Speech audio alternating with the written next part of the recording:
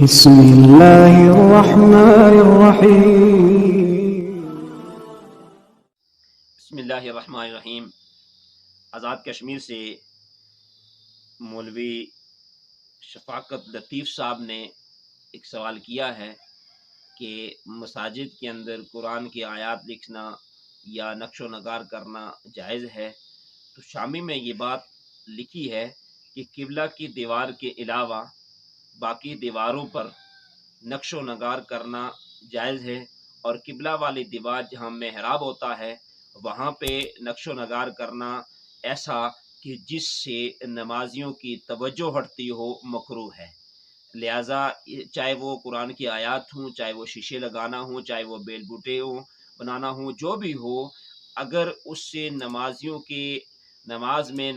کے دھیان میں، توجہ میں، خشوع و خضوع میں اگر خلل پیدا ہوتا ہے تو پھر ایسی چیزوں سے گریز کرنا چاہیے۔ اور اس کے ساتھ یہ بھی یاد رکھیں کہ یہ بات پہ وضاحت کی ہے فقہا نے کہ اگر ایسا نقش و نگار جو دیواروں کے مستحکم کرنے کے علاوہ ہو تو اس نقش و نگار میں مسجد کا جو فنڈ ہے اس میں سے استعمال نہیں کرنا چاہیے۔ ہاں، اگر زیادہ فنڈ ہے اور متولی یہ سمجھتا ہے کہ یہ مال ضائع ہو جائے گا یا چوری ہو سکتا ہے، تو اس صورت میں اگر وہ مسجد کی ضروریات سے زیادہ ہے تو پھر وہ استعمال کر سکتے ہیں، لیکن بعد میں اگر ضرورت پڑ جاتا ہے مسجد کو تو پھر وہ متولی یا جس نے وہ مال خرچ کیا ہے وہ اس کا ضامن ہوگا۔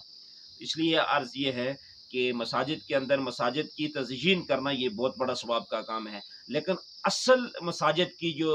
تزئین ہے وہ مساجد کی آبادی ہے، وہاں قرآن کی تلاوت کرنا، وہاں دین کی محافل قائم کرنا، اور بالخصوص 5 وقت جماعت کے ساتھ نماز ادا کرنا۔ یہ انما یامر مساجد اللہ کے تحت یہی ہے۔ تعمیر مساجد سے مراد یعنی مسجدوں کو آباد کرنا ہے اور مسجدوں میں 5 وقت کی جماعت کے ساتھ نماز ادا کرنا ہے۔ بدقسمتی سے آج مسلمان مسجدوں کو بنا تو رہے ہیں، سجا تو رہے ہیں، لیکن وہ چیز جو مسجدوں کی آبادی کی روح ہے، 5 وقت جماعت کے ساتھ نماز ادا کرنا، اس سے بہت